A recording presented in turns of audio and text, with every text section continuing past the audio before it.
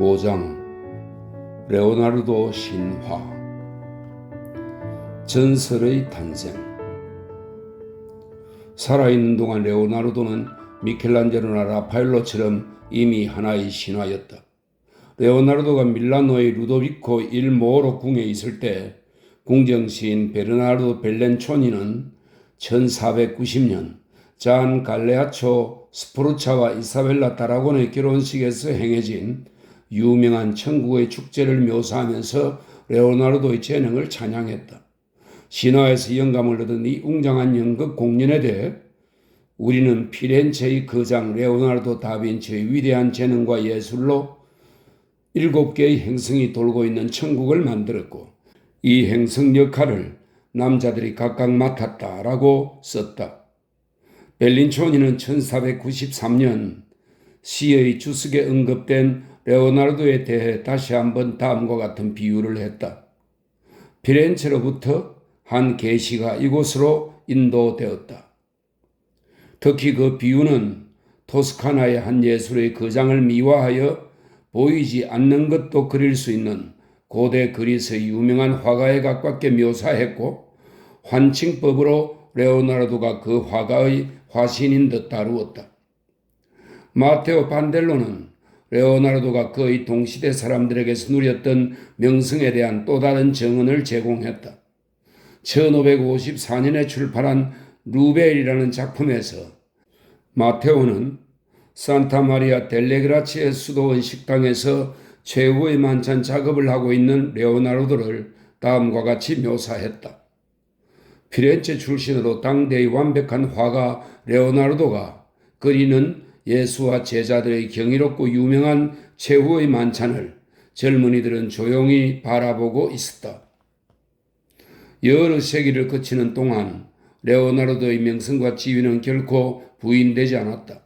오늘날에도 이 예술의 거장은 그 어느 때보다 더욱 신화적인 모습을 띠고 있어 역사 속 인물로만 보기 어렵다. 여러 세기 동안 그의 모습은 여러 층의 덮개로 가려져 종종 실제 레오나르도에게서는 거의 볼 수 없었던 특징까지도 보여준다.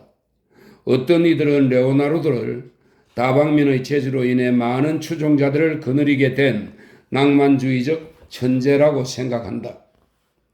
그는 축복의 대상이 되는가 하면 동시에 비난의 대상이 된다.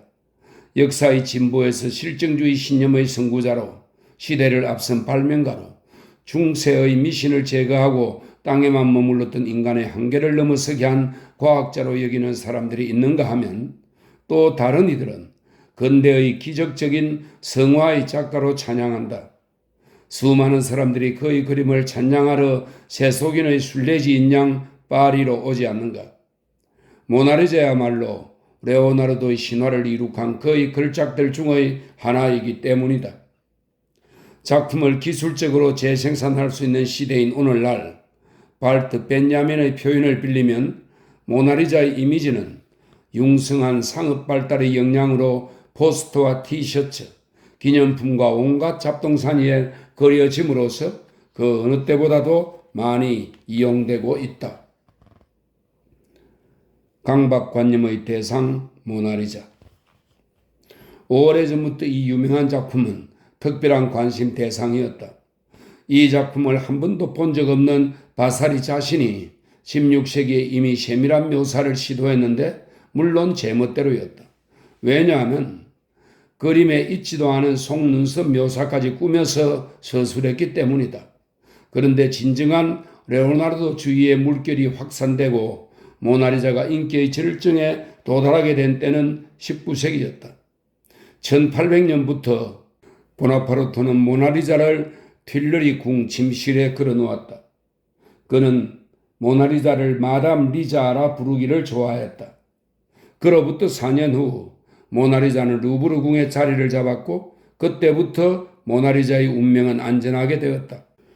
대중이 접근할 수 있게 되면서 신비한 후광에 둘러싸인 채 남녀 양성의 특징을 가진 이 초상화는 낭만주의 세대로부터 지대한 관심을 받게 되었고 결국 19세기 말에는 퇴폐주의 대표자들에게도 영향을 미쳤다. 코로의 진주 장식을 한 여인이 직접적으로 영향을 받은 것이지만 이 신화를 유지하는 데 기여한 것은 특히 문필가들이다. 테오필 고티에로부터 조르주 상드, 조세핀 펠라당에서 장 로렌과 쥐일 라포르그까지 영국의 서인부는 물론 펠트페트에서 오스카 와일드도 빼놓을 수 없다. 이탈리아에서는 암굴의 성모와 백조 없는 레다의 제자인 가브리엘레 단눈치노가 1898년 모나리자라는 비극을 창작했다. 이 작품은 아름다운 손을 가진 엘레오노라 두스에게 경의를 담아 바친 것으로 성스러운 여배우가 가진 레오나르도식 특징을 찬양한 작품이다. 모나리자의 엄청난 성공에 쥘 베른 작품도 빛을 더했다.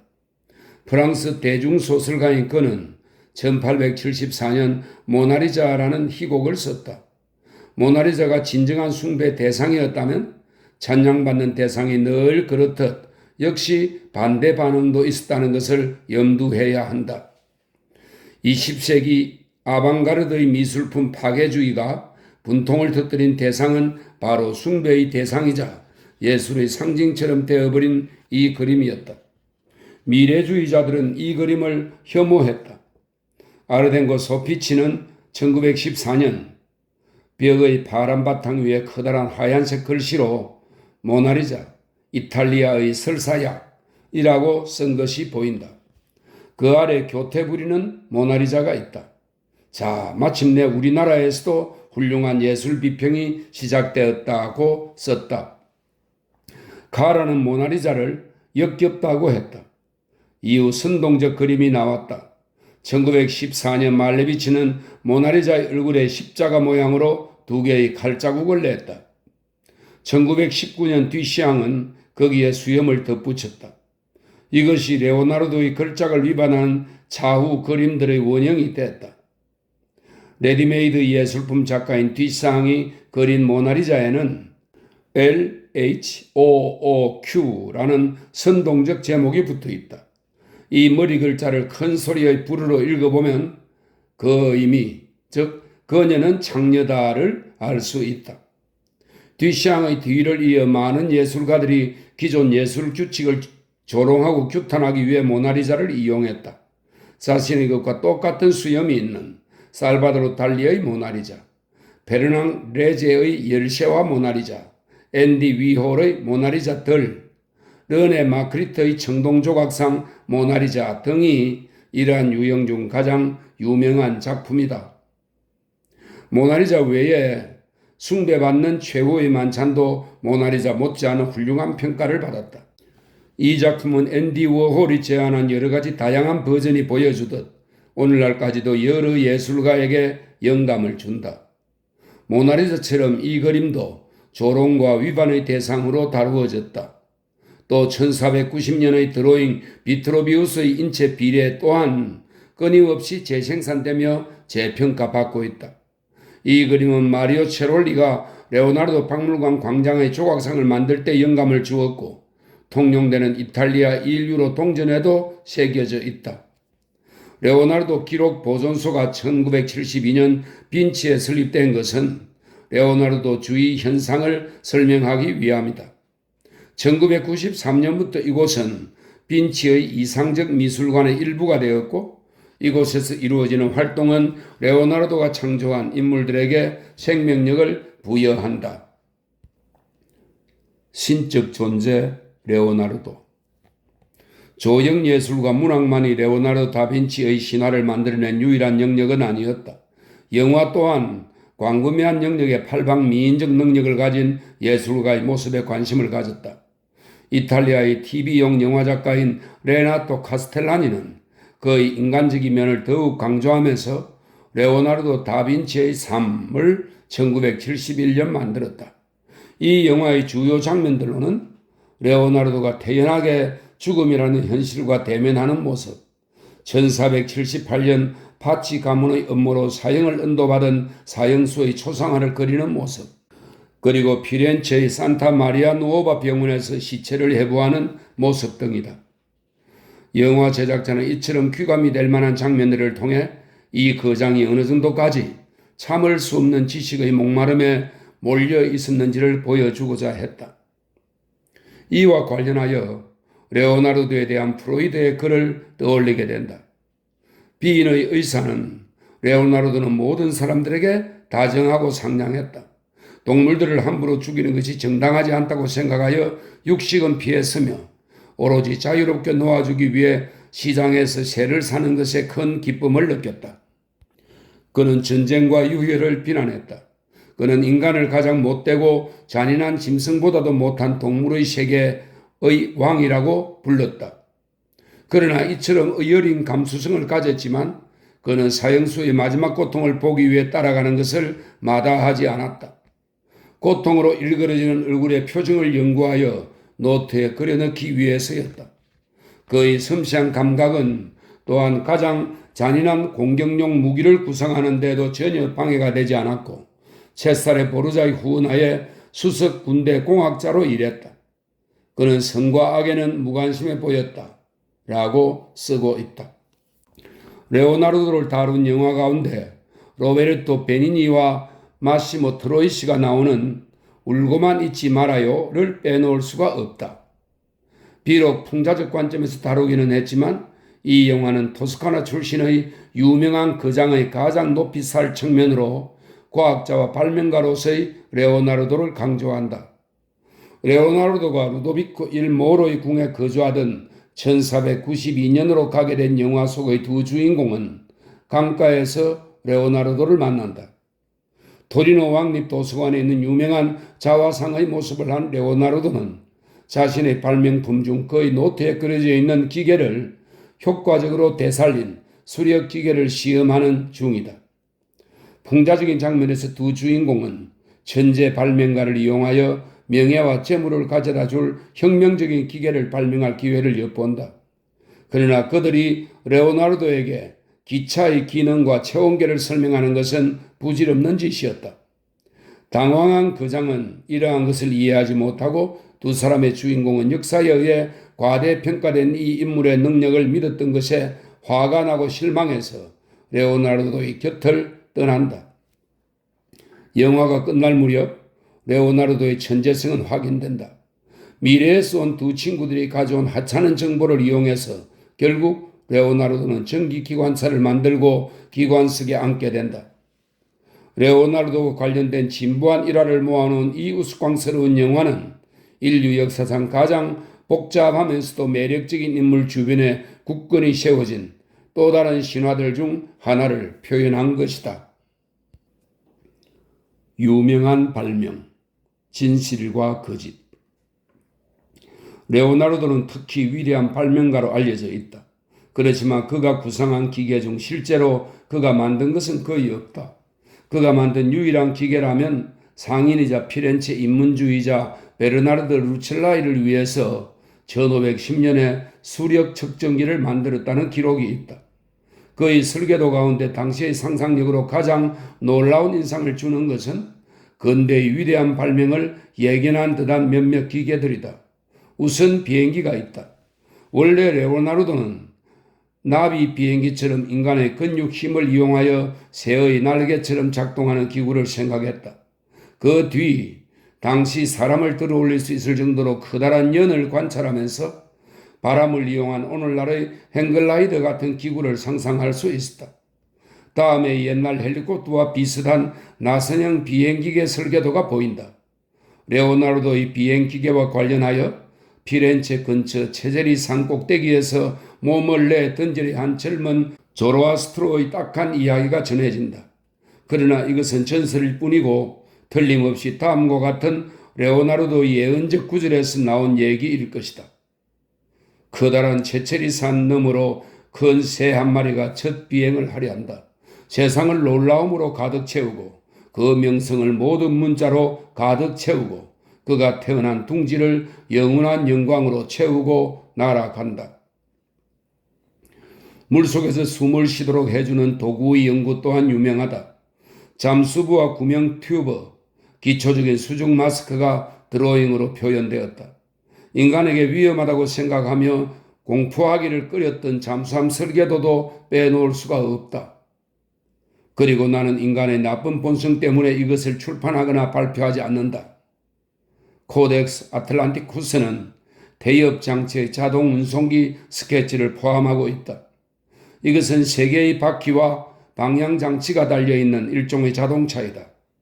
새의 비행에 관한 코덱스 속에는 추락에서 몸을 보호하는 부풀린 가죽 부대로 된 기구 묘사가 있는데 일종의 에어백이다. 레오나르도가 그린 것으로 알려진 최초의 자전거는 위작이다. 이것은 코덱스 아틀란티쿠스의 복원 과정에서 1960년대에 발견되었다. 그렇지만 이 과정은 오늘날 일반인의 뇌리에 깊이 새겨져 레오나르도의 자전거가 새겨진 티셔츠를 유명한 피렌체 산로렌초 교회 주변 시장에서 누구나 살 수 있다. 프로이트와 레오나르도. 레오나르도 다빈치라는 인물에 매혹된 정신분석학의 창시자는 1910년에 논쟁적이지만 의심할 바 없이 중요한 이 초상화를 개괄하는 에세이를 썼다. 다음의 짧은 인용문은 성인 레오나르도의 행동과 정신 자세를 어린 시절 아버지와의 관계에 대한 반작용으로 해석하고 있는 프로이트 책의 한 부분에서 따온 것이다. 그러나 그가 권위를 경멸하는 것을 배우고 고대의 전범을 무시하며 모든 진실의 원형으로 자연을 연구할 것을 끊임없이 지시할 때 이것은 자신이 던져진 세상을 놀라운 눈으로 본 어린이였을 당시 이미 형성된 태도이다. 즉 그는 인간이 도달할 수 있는 가장 높은 숭고함의 방법으로 세상을 재현하려고 할 뿐이다. 구체적인 개인적 경험을 과학적 추상으로 만들면서 고대와 군인은 아버지에 대응하고 자연은 그를 키워준 착하고 부드러운 어머니와 상응한다. 소설 속 주인공 레오나르도. 레오나르도 다빈치 혹은 신의 부활은 러시아 작가 드미트리 세르게예비치 메레즈코프스키가 1901년에 발표한 소설이다. 그리스도와 반그리스도라는 총 3부작 가운데 하나로 각부는 역사적으로 유명한 인물의 일화를 다루고 있다. 두 번째 권의 주인공이 르네상스의 천재적 예술가이고 첫째 권 배교자 율리아누스 혹은 신의 죽음의 주인공은 로마 시대 가장 문제를 일으킨 황제이며 셋째 권 표토르와 알렉세이 혹은 반그리스도는 표토르 대제가 주인공이다. 레오나르도를 다룬 소설에서 메레즈코프스키는 예술가의 환상적인 일대기를 제시한다. 허구와 역사를 뒤섞은 이 열정 넘치는 이야기는 전설적인 레오나르도 삶의 중요한 측면과 작품을 추적한다. 가장 중심된 내용 가운데 한 장, 조반니 폴트라피오의 일기에서 작가는 레오나르도의 곁에서 그림을 배우는 제자 중 가장 잘 알려진 이의 시점으로 서술하고 있는데 다음은 레오나르도가 최후의 만찬을 작업하던 밀라노에서 있었던 일화이다. 나는 그가 최후의 만찬을 어떻게 작업하는지 관찰한다. 아침 일찍 해 뜨기 전에 그는 집을 나서서 수도원으로 향한다. 해 질 때까지 하루 종일 그리는데 밥 먹는 것도 잊을 정도이다. 때때로 붓을 다시 잡지 않은 채 일주일이 그냥 흘러가 버리기도 한다. 그렇지만 매일 2~3시간씩 그는 그림 앞에 서서 완성된 작품을 살피며 검토하고 생각한다. 또 때때로 한낮에 갑자기 집에서 행하던 연구를 중단하고 수도원을 향해 달려가기도 한다. 저항할 수 없는 신비한 힘에 이끌리듯 타는 태양빛을 가릴 그늘 하나 없는 거리를 거쳐 수도원에 도착해서는 작업대 위로 올라간다. 붓을 잡고 그림에 2~3번의 빠른 붓질을 하고는 집으로 또 재빨리 돌아온다. 마지막에는 사도 세례 요한의 얼굴을 작업하였다. 그의 말에 따르면 오늘 끝내고 싶다고 했다. 그러나 놀랍게도 그는 집 밖으로 나가지 않고 아침부터 정원의 탱벌, 말벌, 파리들의 비행을 지켜보고 있었다. 그들의 몸통과 날개를 관찰하는데 너무나도 열중하여 마치 지구의 운명이 거기에 달려있는 듯 했다. 그는 파리의 앞다리가 방향타 노릇도 한다는 사실을 발견했다며 매우 기뻐했다. 그에 따르면 이러한 발견은 비행 기계 개발에 몹시 유용하다는 것이다. 아마 가능하리라. 그러나 파리 아빠를 관찰하느라 세례 요한의 머리가 오늘까지 미완성으로 남아있다고 생각하니 슬프다.